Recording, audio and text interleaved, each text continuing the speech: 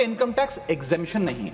Exemption होता है जैसे एक सोर्स ऑफ इनकम पर इनकम टैक्स लगे ही ना, जैसे कि इस देश में एग्रीकल्चरल इनकम, खेती बाड़ी से जो कमाई होती है उस पर कोई इनकम टैक्स नहीं लगता, ये वो नहीं है।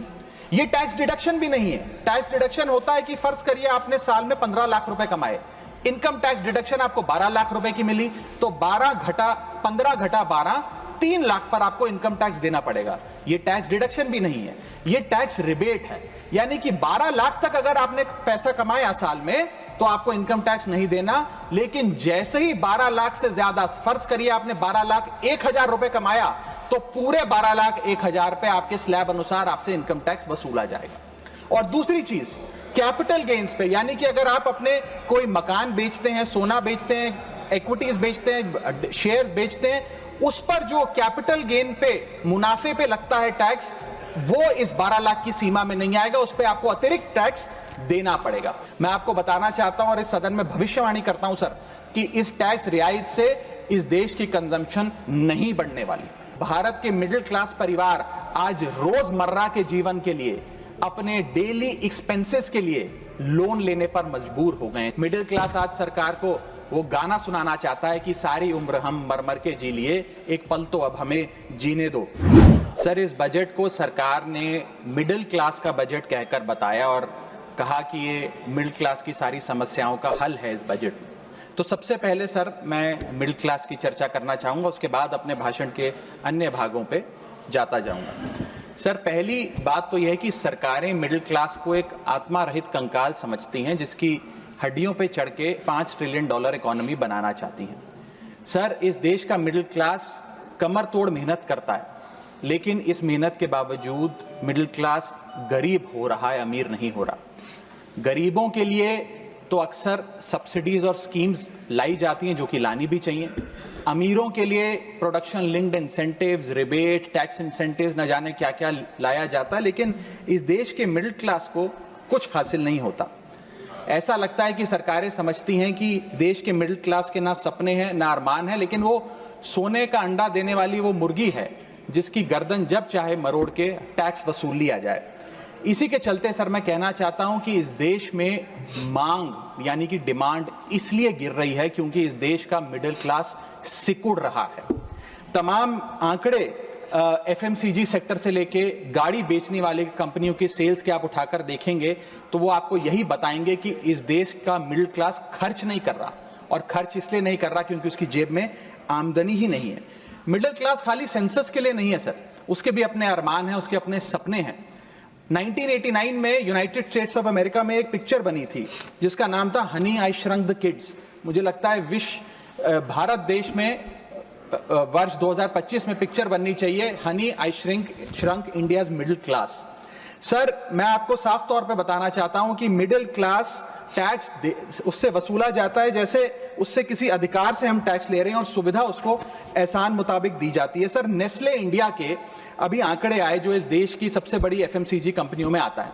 उस आंकड़ों में यह पता लगा कि 8 वित्तीय वर्षों में इस वर्ष सबसे कम ग्रोथ उन्होंने दर्ज कराई है। और जब नेस्ले इंडिया के चेयरमैन से यह बात पूछी गई कि क्यों आप अपनी लोएस्ट ग्रोथ पर आ गए, तो नेस्ले इंडिया के चेयरमैन ने कहा कि भारत का मिडिल क्लास खरीद नहीं रहा, भारत का मिडिल क्लास सिकुड़ रहा है। मैं महंगी गाड़ी और महंगे मकानों की बात नहीं कर रहा सर, लेकिन सस्ती गाड़ी और सस्ते मकान जो मिडिल क्लास खरीदता है उनकी डिमांड घटती जा रही है, उसकी प्रोडक्शन घटती जा रही है, जिसका सीधा इंपैक्ट हमारी इकोनॉमी पर है। काफी चर्चा हुई सर सरकार द्वारा कि हम मिडिल क्लास के लिए 12 लाख की टैक्स रियायत लेकर आए।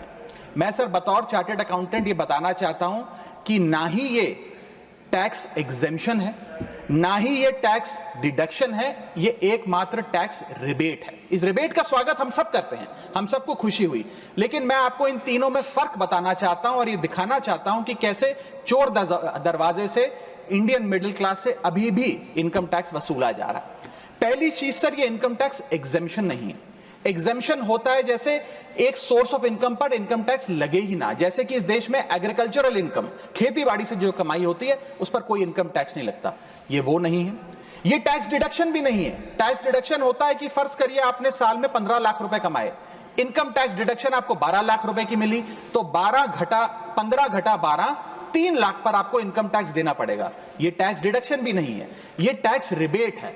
यानी कि 12 लाख तक अगर आपने पैसा कमाया साल में तो आपको इनकम टैक्स नहीं देना, लेकिन जैसे ही 12 लाख से ज्यादा, फर्ज करिए आपने 12 लाख 1,000 रुपए कमाया, तो पूरे 12 लाख 1,000 पे आपके स्लैब अनुसार आपसे इनकम टैक्स वसूला जाएगा। और दूसरी चीज, कैपिटल गेन्स पे, यानी कि अगर आप अपने कोई मकान बेचते हैं, सोना बेचते हैं, इक्विटीज बेचते हैं, शेयर्स बेचते हैं, उस पर जो कैपिटल गेन पे, मुनाफे पे लगता है टैक्स, वो इस 12 लाख की सीमा में नहीं आएगा, उस पे आपको अतिरिक्त टैक्स देना पड़ेगा। सर, लेकिन इस 12 लाख की रियायत से कितने लोगों को भारत देश में फायदा हुआ, यह भी समझने की आवश्यकता है। हम 140 करोड़ की आबादी वाले देश में रहते हैं, जिसमें मात्र 8 करोड़ लोग इनकम टैक्स की रिटर्न भरते हैं, और इन 8 करोड़ लोगों में से मात्र 3 करोड़ लोग इनकम टैक्स भी भरते हैं। यानी कि 8 करोड़ लोग इनकम टैक्स की रिटर्न भरते हैं, 5 करोड़ लोग जीरो इनकम दिखा के अपनी इनकम टैक्स की रिटर्न भरते हैं, जीरो टैक्सेबल इनकम, और उनसे कोई इनकम टैक्स नहीं वसूलती।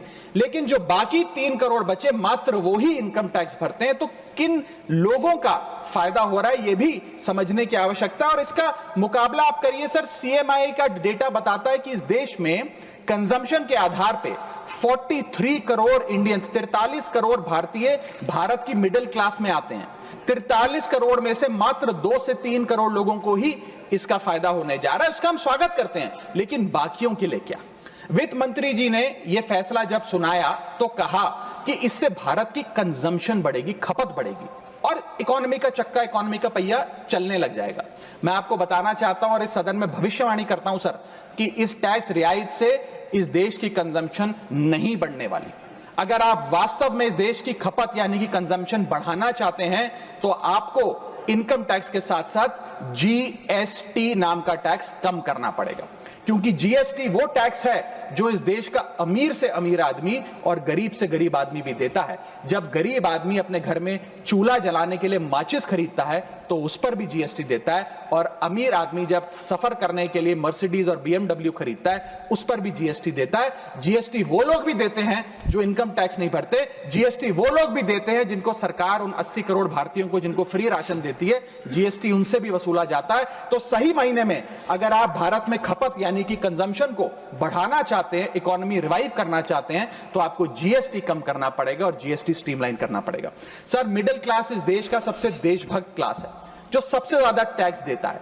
और सर, जब नौकरी से लौटता हुआ साधारण पैंट शर्ट पहने मिडिल क्लास का आदमी मेट्रो की लाइन में खड़ा होता है, तो उसे यह चिंता नहीं होती कि घर जाकर कौन सी पिक्चर देखूंगा या कौन सा पकवान खाऊंगा। उसे यह चिंता होती है कि मैं अगले हफ्ते अपने बच्चों की फीस कैसे भरूंगा, बाबूजी का ऑपरेशन कैसे कराऊंगा, या बड़े साल नौकरी कर ली, अब एक स्कूटी खरीद लेता हूं, लेकिन जब बाजार जाता है तो पता लगता है वो स्कूटी जो 4 लाख की, जो 40,000 की मिलती थी, वो अब 1 लाख रुपए की मिलने लगी, या वो ऑल्टो गाड़ी जो 3-3.5 लाख की मिलती थी अब 10 लाख रुपए की मिलने लगी। ये सच्चाई है सर, और इसलिए है क्योंकि सर सैलरी बढ़ती नहीं, बचत होती नहीं, सिर्फ और सिर्फ महंगाई बढ़ती है।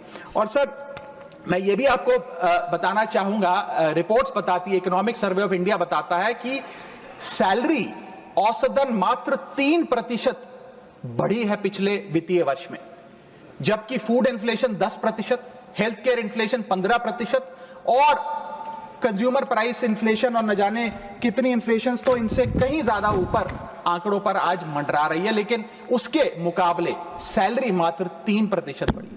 सर, देश का मिडिल क्लास एक बहुत बड़े डेट ट्रैप में भी फंसने जा रहा है।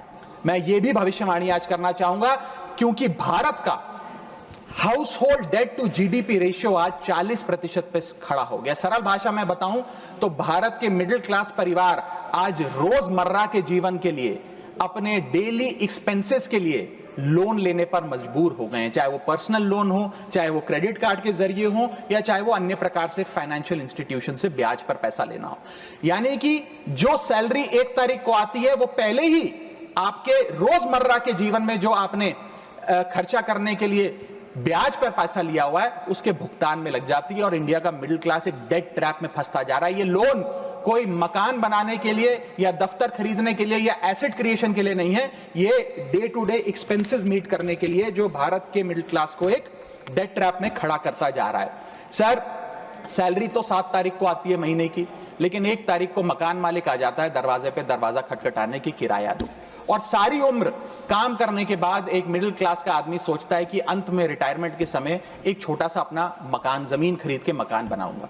जमीन खरीद के मकान बनाना तो छोड़िए सर, आज रियल एस्टेट के प्राइसेस, आपकी अर्निंग्स, मिडिल क्लास की अर्निंग्स के मुकाबले इतने ज्यादा हैं कि रिटायरमेंट 2-3 जन्म काम करने के बाद, रिटायरमेंट लेने के बाद भी शायद वो 2 BHK अपार्टमेंट भी नहीं खरीद पाएगा। इसीलिए मिडिल क्लास आज सरकार को वो गाना सुनाना चाहता है कि सारी उम्र हम मर मर के जी लिए, एक पल तो अब हमें जीने दो। सच्चाई यह है सर कि मिडिल क्लास के घरों में जब कभी शादी का कार्ड आता है तो चिंता हो जाती है कि सगन में कितना